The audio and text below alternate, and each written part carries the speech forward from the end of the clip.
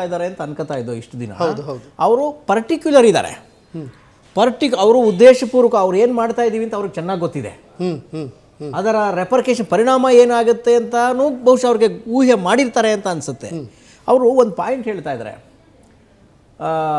ಸರ್ಕಾರ ಕೇಳ್ತಾ ಇದೆ, ಪ್ರಿಯಾಂಕ್ ಖರ್ಗೆ ಕೇಳ್ತಾ ಇರೋದಲ್ಲ, ಸರ್ಕಾರ ಕೇಳ್ತಾ ಇದೆ ಈ ಮಾತನ್ನ. ನಾವು ನಿಮಗೆ ಸೆಕ್ಯೂರಿಟಿ ಕೊಡ್ತೀವಿ, ಗೃಹ ಇಲಾಖೆ ನಿಮ್ಗೆ ಸೆಕ್ಯೂರಿಟಿ ಕೊಡ್ತೀವಿ, ಎಲ್ಲ ಕಡೆ ನೀವು ಪ್ರೋಗ್ರಾಮ್ ಮಾಡ್ಬೇಕಾದ್ರೆ ಸೆಕ್ಯೂರಿಟಿ ಕೊಡ್ತಾ ಇದ್ವಿ, ಅದಕ್ಕೆ ನಿಮ್ಮ ರಿಜಿಸ್ಟ್ರೇಷನ್ ಬೇಕಲ್ವಾ? ಸರ್ಕಾರ ಕೇಳ್ತಾ ಇರೋದು, ಪ್ರಿಯಾಂಕ್ ಖರ್ಗೆ ಕೇಳ್ತಾ ಇರೋದಲ್ಲ, ಉಡಾಫೆ ಉತ್ತರ ಬೇಡ, ನೀವು ಆನ್ಸರ್ ಕೊಡಿ ಅಂತ RSSಗೆ ನೇರವಾಗಿ ಕೇಳ್ತಾ ಇದ್ದಾರೆ. ಅದು ದೆಹಲಿಯಲ್ಲಿ ಕೂತು ಕರ್ನಾಟಕ ಭವನದಲ್ಲಿ ಪ್ರೆಸ್ ಮೀಟ್ ಮಾಡಿ ಹೇಳ್ತಾ ಇದ್ದಾರೆ. ದೆಹಲಿ ನಾಯಕರಿಗೂ ಕೂಡ RSS ವಿರುದ್ಧದ ತನ್ನ ಹೋರಾಟ, ತನ್ನ ದನಿ ಕೇಳಿಸ್ಲಿ ಅನ್ನುವ ಉದ್ದೇಶ ಅವ್ರಿಗಿರ್ಬೋದು. ಆದರೆ ಆ ಕಾನ್ಫಿಡೆನ್ಸ್ ಇದೆಯಲ್ಲ ಸರ್, ನನಗೆ ಭಾಳ ಇನ್ನೂ ನನಗೆ ಕುತೂಹಲಕ್ಕೆ ಕಾರಣ ಆಗ್ತಾ ಇದೆ.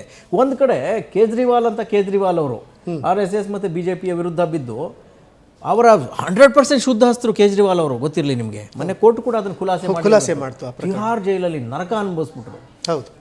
ಅವ್ರ ಜೊತೆ ಇನ್ನೊಬ್ರು ಇದ್ರು, ಯಾರು ಅವರ ಮನೀಶ್ ಸಿಸೋಡಿಯಾ, ಪ್ಯೂರ್ ಪಕ್ಕಾ ಆಕ್ಟಿವಿಸ್ಟ್ ಅವರು, ಪಕ್ಕಾ ಆಕ್ಟಿವಿಸ್ಟ್. ಅವ್ರನ್ನ ನೀವೇನೂ ಮಾಡೋಕ್ಕಾಗಲ್ಲ. ಅವರನ್ನು ಮನಿ ಲ್ಯಾಂಡ್ರಿಂಗ್ ಕೇಸಲ್ಲಿ ಜೈಲಿಗೆ ಹಾಕಿದ್ರು 6 ತಿಂಗಳು. ಯಾರು ನಮ್ಮ ಹೇಮಂತ್ ಸೊರೇನ್ ಅವರನ್ನು ಯಾವುದೋ ಇಲ್ಲಿಗಲ್ ಟ್ರಾನ್ಸಾಕ್ಷನ್ ವಿಚಾರದಲ್ಲಿ ಹಾಕಿ ಜೈಲಿಗೆ ಹಾಕಿದ್ರು.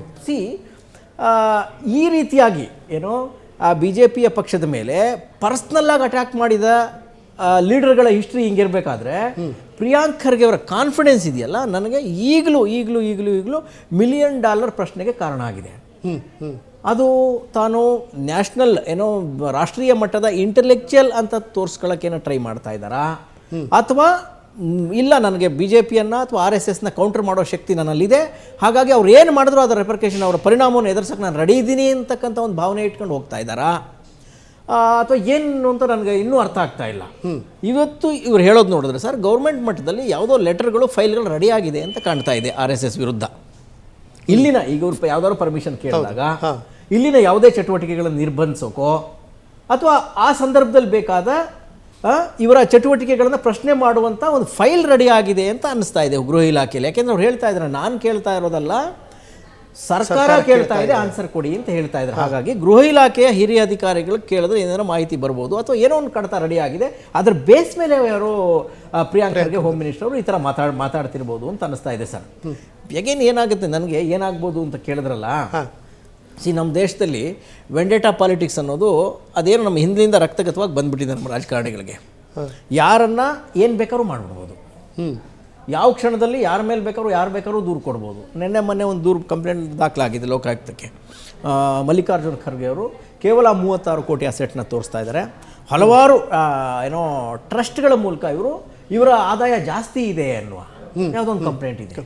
ಹಿಂದೆ ಸರ್, ತುಂಬ ಹಿಂದೆ, ಯಾರು ಲೆಹರ್ ಸಿಂಗ್ ಅಂತ ಕಾಣುತ್ತೆ, BJPಯ ಲೆಹರ್ ಸಿಂಗ್ ಅವರು ಕೂಡ ಒಂದು ಕಂಪ್ಲೇಂಟ್ ಮಾಡಿದ್ರು, ಯಾರೋ ಮಲ್ಲಿಕಾರ್ಜುನ್ ಖರ್ಗೆ ಅವ್ರ ಮೇಲೆ ಅಕ್ರಮ ಸಂಪತ್ತಿ ಇವ್ರ ಹತ್ರ ಇದೆ, ಘೋಷಿಸಿಕೊಳ್ಳದ ಸಂಪತ್ತಿದೆ ಅಂತ.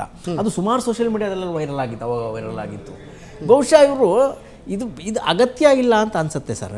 ನನಗೆ ಅವತ್ತು ನಾನು ಮೊನ್ನೆನೂ ಹೇಳಿದೆ, ಇವತ್ತು ಅದನ್ನೇ ಹೇಳ್ತಾ ಇದ್ದೀನಿ. ಪ್ರಿಯಾಂಕ್ ಖರ್ಗೆ ಅವ್ರಿಗೆ ಪಾರ್ಲಿಮೆಂಟ್ನಲ್ಲಿ ನರೇಂದ್ರ ಮೋದಿ ಅವರೇ ಪಿನ್ ಟು ಪಿನ್ ಬಿಚ್ಚಿಟ್ಬಿಟ್ರಲ್ಲ, ಖರ್ಗೆ ಅವರೇ ನಿಮ್ಮ ಆಸ್ತಿ ಎಷ್ಟಿದೆ ಅಂತೇಳಿ.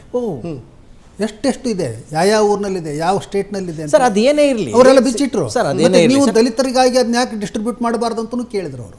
ಅದೇನೇ ಇರಲಿ, ಪ್ರಿಯಾಂಕ್ ಖರ್ಗೆ ಅವರು ಯುವ ರಾಜಕಾರಣಿ, ಒಂದು ವಿಷನರಿ ರಾಜಕಾರಣಿ, ಯಾಕೆ ಈ ವಿಚಾರನ ಇಟ್ಕೊಂಡು ಇಲ್ಲಿಂದ ಅಲ್ಲಿಗೆ ಹೋಗಿ ಫೈಟ್ ಮಾಡ್ತಾ ಇದ್ದಾರೆ? ಅದ್ರ ಬದಲಿಗೆ ಗೃಹ ಇಲಾಖೆನ ಸರ್ ನೀವೇನಾದ್ರು ಕರೆಕ್ಟಾಗಿ ಸರಿದಾರಿಗೆ ತಂದುಬಿಟ್ರೆ, ಪೊಲೀಸರ ಲಂಚಾವತಾರವನ್ನು ಏನಾದ್ರು ತಡೆದ್ರೆ, ಪೊಲೀಸರು ನಿಜವಾಗ್ಲೂ ಅವರ ಪೊಲೀಸ್ ಮ್ಯಾನ್ಯಲ್ ಏನು ಹೇಳುತ್ತೆ ಅದ್ರ ಪ್ರಕಾರ ಅವ್ರು ಕೆಲಸ ಮಾಡೋಕ್ಕೆ ಶುರು ಮಾಡಿದ್ರೆ ಕಲ್ಯಾಣ ಕರ್ನಾಟಕ ಆಗುತ್ತೆ ಸರ್, ರಿಯಾದ ಕಲ್ಯಾಣ ರಾಜ್ಯ ಆಗುತ್ತೆ.